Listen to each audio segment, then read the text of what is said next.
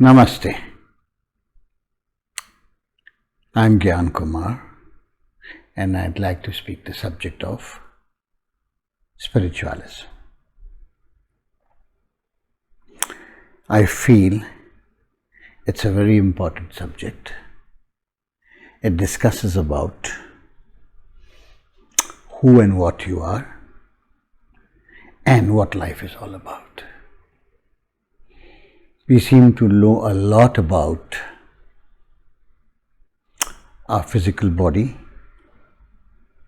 somewhat about our mental self, but we hardly know anything about what the spirit is all about. So, the ABCD of the subject starts from what is the spirit? What is spiritualism? How does it differ from spirituality? What do you mean by consciousness? What it is to be spiritual? Or how can you consider yourself to be spiritual? All these are fundamental aspects of this subject. So let's start with the first, the spirit.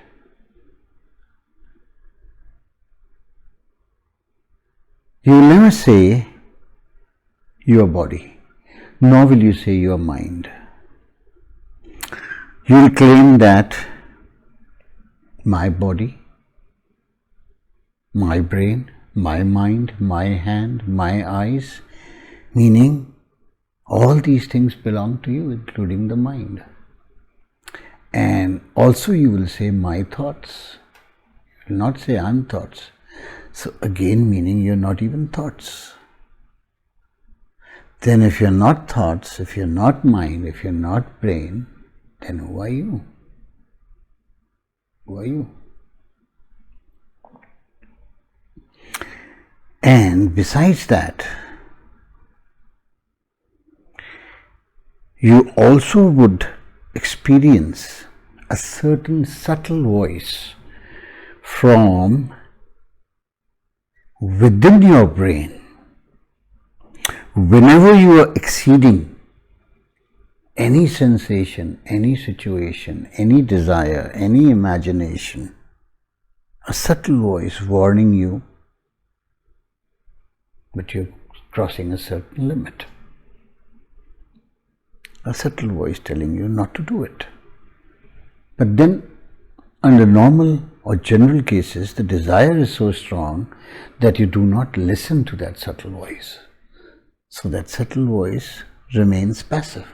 But the subtle voice is always there. Like if you're eating, and the moment you start to overeat, the subtle voice will tell you, stop it, don't eat. You've already had enough. Whether it's sugar, whether it's fat, whether it's oil, whether it's whatever, it will tell you. So meaning there is somebody else sitting inside our mind. And who is that?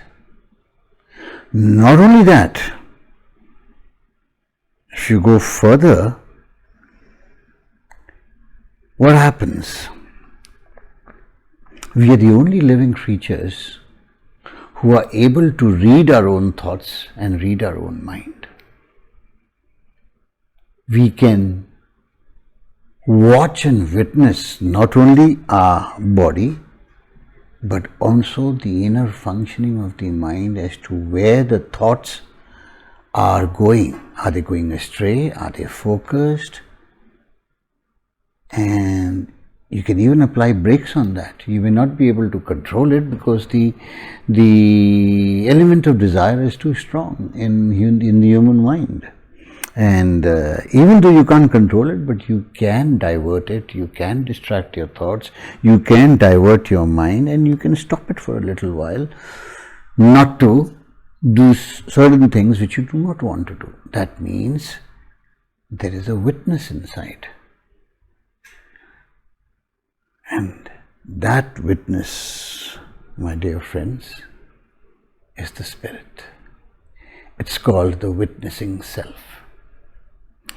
Meaning, we have two selves.